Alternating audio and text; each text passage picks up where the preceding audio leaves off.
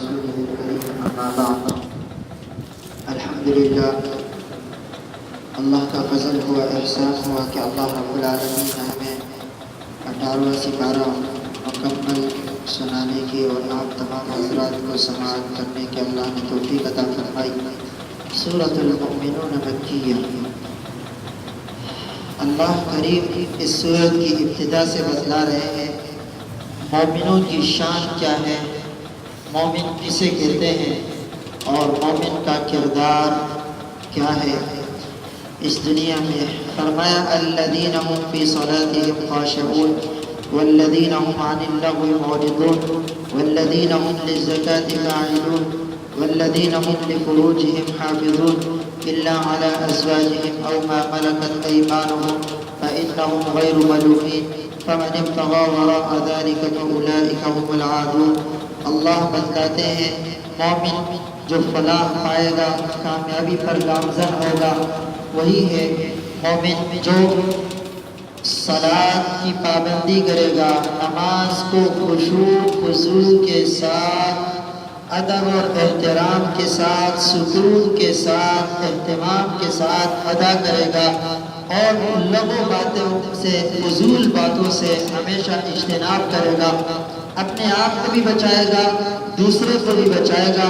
کہ دیکھو دنیا کے اندر فضول بات کرنا غلط ہے اور کسی کے خلاف بات کرنا یہ بھی غلط ہے، غیبت سے روکے گا اور اسی طرح چغلی سے روکے گا، یہی مومن کی صفات ہے۔ اور اللہ رب العالمین نے اس کا تذکرہ فرمایا اور پھر فرمایا کہ مومن کی ایک صفت یہ بھی ہے کہ وہ اپنی شرمگاہوں کی حفاظت کیا کرتے ہیں۔ مرد اور عورت دونوں اپنی شرمگاہوں کی حفاظتیں کرتے ہیں۔ مطلب اس کے یہ ہے کہ زنا سے، بدکاری سے اپنے آپ کو روکے رکھتے ہیں، اللہ کی راہ میں خرچ کیے کرتے ہیں، اللہ کی راہ میں لٹاتے ہیں۔ اور اس کا تذکرہ فرمایا۔ پھر اللہ رب العالمین نے بتایا کہ دیکھو میں نے کس طرح ماں کی پیٹ کے اندر ایک بچے کو پیدا کیا، پھر اس کا خیال بھی رکھا۔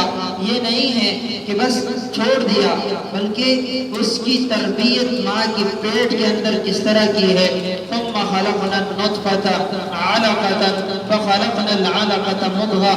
پہلے تو یہ ایک لوتڑا تھا، خون کا ایک لوتڑا تھا، پھر اس سے اللہ رب العالمین نے ہڈیاں بنائی، پھر ہڈیوں پر اللہ نے گوشت بنا دیے، پھر اس کو نوجوان بنایا اور پھر اس کو بڑھاپے تک لے گیا۔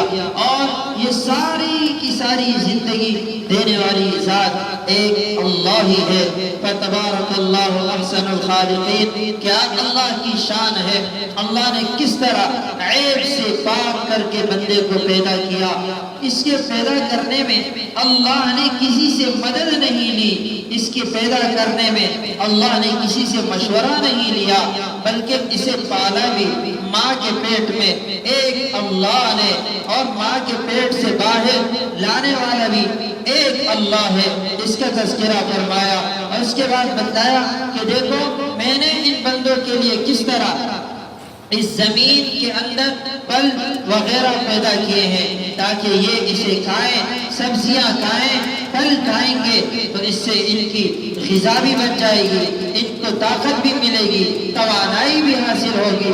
ان تمام کام کرنے کے بعد آخر میں انہیں طاقت، قوت سب حاصل ہونے کے بعد یہ ایک اللہ کے در پہ آئیں گے، جھکیں گے، اللہ کا ذکر کریں گے، اللہ کی حمد و ثنا بیان کریں گے۔ اس کے بعد اللہ نے نوح علیہ السلام کا تذکرہ فرمایا کہ دیکھو وہ کس طرح اپنے قوم کے پاس گئے اور قوم والوں سے کہا اعبد اللہ، ایک اللہ کی عبادت کرو، اللہ کے علاوہ کوئی بھی عبادت کے لائق نہیں ہے، اللہ کے علاوہ کوئی دینے والا نہیں ہے، اللہ کے علاوہ کوئی بھی تمہیں رزق نہیں دے سکتا، اللہ کے علاوہ کوئی تمہیں پال نہیں سکتا، ایک اللہ ہے جو تمہیں کھلاتا بھی ہے پلاتا بھی ہے۔ اس اللہ کا ادب، اس اللہ کی عبادت کیا کرے، اس کا تذکرہ فرمایا۔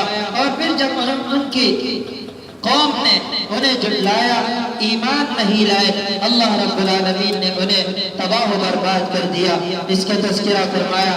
اس کے بعد فرمایا کہ فرعون کی طرف جب موسیٰ علیہ السلام کو بھیجا تو دیکھو فرعون نے کس طرح تکبر کیا، اللہ کی نافرمانی کی، اللہ کے نبی کو جھٹلایا، دین سے اپنے آپ کو دور رکھا، اللہ نے اس کا ٹھکانہ جہنم بنا دیا۔ پھر فرمایا یا ایھا الرسل کلوا من الطیبات۔ دیکھیں اس صورت کے اندر سب سے پہلے اللہ نے مومنوں کی شان، مومن کی صفت بیان کی ہے، اور پھر اللہ مومن کی تربیت بھی خود فرماتے ہیں۔ فرمایا کلو من الطیبات واعملوا صالحا، آپ پاکیزہ مال کھائیں۔ پاکیزہ جب مال آپ کھائیں گے، آپ کے وجود کے اندر جب پاکیزہ مال، پاک مال، ستھرا مال جائے گا، اللہ کی آپ عبادت بھی کریں گے، اللہ کی آپ اطاعت بھی کریں گے، اللہ کی عبادت کے ساتھ ساتھ تمام انبیاء پر ایمان بھی رکھیں گے۔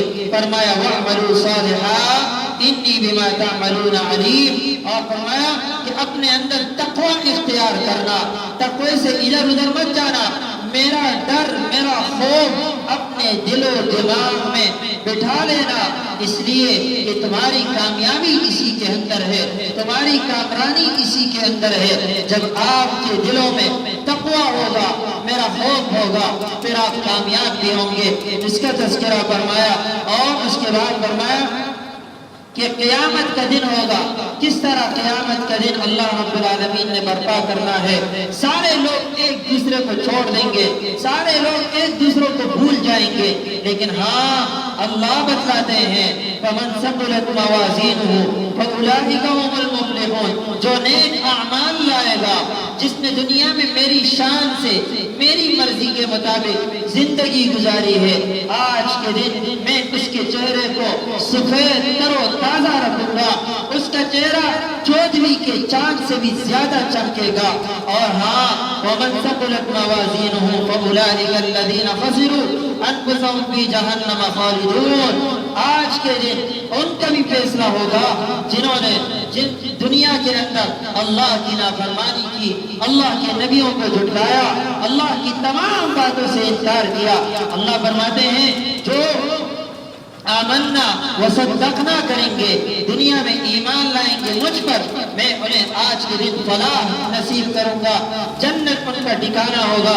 لیکن جو بد عمل ہوں گے، جن کا کردار، جن کا کریکٹر غلط ہوگا، اللہ نے فرمایا ان کا ٹھکانہ ہمیشہ ہمیشہ کے لیے جہنم ہوگا۔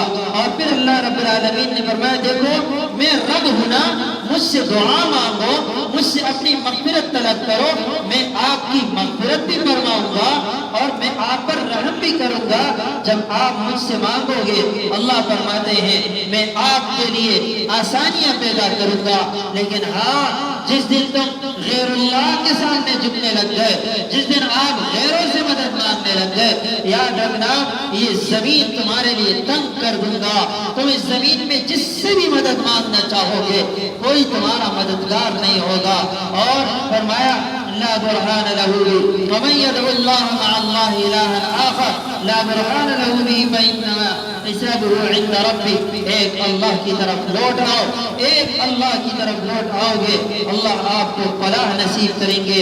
انہ لا یفلح الکافرون، اور جو لوگ اللہ سے روگردانی اختیار کریں گے، اللہ کی نافرمانی کریں گے، اللہ نے فرمایا لا یفلح الکافرون، قیامت کے دن کافروں کو فلاح نہیں ہوگی، کامیابی نہیں ہوگی، بلکہ ہمیشہ وہ کہیں گے کاش کہ ہم ایمان لے آتے۔ ان جنتیوں کو دیکھ کر کہیں گے اے اللہ ہمیں ایک مہلت دے دیجئے، ہم دنیا میں جا کر آپ کی فرما برداری بھی کریں گے، آپ کی ہر بات مانیں گے، آپ پر ایمان بھی لائیں گے، آپ کی نعمتوں پر شکر بھی بجا لائیں گے۔ لیکن اللہ رب العالمین اس دن کسی کو بھی مہلت نہیں دیں گے۔ اللہ رب العالمین سے دعا ہے اللہ ہم تمام کو ایمان کامل نصیب کرے۔ اس کے بعد سورۃ النور کا تذکرہ فرمایا۔ حضرت عائشہ صدیقہ رضی اللہ عنہ فرمایا کرتی تھی کہ میرا مشورہ یہ ہے، میرا حکم یہ ہے کہ اس امت کی ہر بیٹی کو سورۃ النور، سورۃ النساء ازبر یاد ہونا چاہیے۔ اور ہاں، جب تک ہماری زندگیوں میں، ہمارے علاقوں میں، ہمارے معاشرے کے اندر اسلام زندہ تھا، اس وقت تک جب مائیں اپنی بیٹیوں کو رخصت کیا کرتی تھی تو دو صورتیں ایسی ہیں جو اپنی بیٹی کے ساتھ ان کے جہیز میں دیا کرتی تھی۔ پہلی صورت سورۃ النساء ہے، دوسری صورت سورۃ النور ہے۔ اس لیے اللہ نے ان دونوں صورتوں میں اس معاشرے کی اصلاح فرمائی ہے۔ اور ہاں، یہ بھی بتاتا چلوں کہ جو عورت اس گھر سے رخصت ہوتی، اپنے گھر کی طرف جاتی، تو ماں باپ دونوں اسے یہ صورت، ان دونوں صورتوں کا ترجمہ یاد کراتی اور پھر اس سے لکھواتی۔ یہ دونوں صورتیں بچیاں لکھتے تھی، اور جب لکھ دیتی تو پھر جب وہ رخصت ہوتی تو ان کے ہاتھوں میں یہ صورتیں بھی تھما دیتی کہ بیٹا، آپ کا اصل جہیز وہ سامان نہیں بلکہ آپ کا اصل جہیز یہی ہے، آپ اس پر عمل کریں گے، آپ کی پوری زندگی پر رونق ہو جائے گی۔ اس صورت کی اتنی بڑی فضیلتیں ہیں، اور اس صورت کے اندر سب سے پہلا حکم اللہ نے فرمایا کہ دیکھو، اگر غیر شادی شدہ لڑکا اور لڑکی زنا کر لے تو ان کے لیے 100 کوڑے مارے جائیں گے۔ اور اگر پھر زانی جو ہے، مرد اور عورت دونوں شادی شدہ ہیں، تو انہیں سنسار کیا جائے گا۔ حکومت وقت انہیں روڈ پر لا کر، چوراہے پر لا کر کھڑا کر کے زمین میں کھڑا کر کے آدھا یہاں ناف تک عورت کو دفنا دیا جائے، اور اس عورت کو پتھروں سے سنسار کیا جائے۔ زانی، شادی شدہ مرد اور عورت کی اللہ نے یہ سزا مقرر کر رکھی ہے۔ افسوس کے ساتھ کہنا پڑ رہا ہے، آج ہماری حکومت تو زانی تو بڑی چیز ہے، بہت دور کی چیز ہے، ایک قاتل ہے، اسے بھی سزا نہیں دے سکتی۔ اللہ کریم سے دعا ہے اللہ صحیح معنوں میں اس ملک کے اندر اسلام نافذ فرمائے۔ اور پھر اس صورت کے اندر اللہ نے ایک اور یہ حکم دیا کہ اگر میاں بیوی میں سے کوئی ایک شوہر بیوی پر یا بیوی اپنے شوہر پر الزام لگائے کہ اس نے زنا کیا ہے اور گواہ نہ لائے، تو اللہ نے حکم کیا دیا کہ 4 قسمیں کھائیں۔ اول تو گواہ لائیں گے، گواہ نہیں ہے تو اللہ نے فرمایا کہ 4 مرتبہ یہ قسم اٹھائیں گے، چاہے مرد ہو یا عورت ہو جس نے یہ تہمت لگائی ہے۔ اگر 4 مرتبہ قسم کھا لے، اللہ نے فرمایا بچنا نہیں ہے، فرمایا وَالْخَامِسَةُ أَنَّ لَعْنَةَ اللَّهِ عَلَيْهِ إِن كَانَ مِنَ الْكَاذِبِينَ۔